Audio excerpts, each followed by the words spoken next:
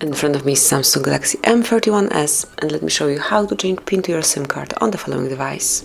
So at first you need to open the settings, then find and select biometrics and security, and here click on other security settings. At the top of the list you will notice Setup SIM card lock, smoothly open, and now you can easily change SIM card PIN by tapping on the switcher. And at first you need to enter the current PIN, click on OK.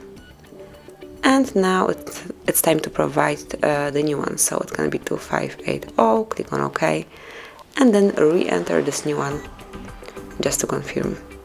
And as you can see, SIM pin has been changed, so that would be all. Congrats, thank you for watching, please subscribe our channel and leave the thumbs up.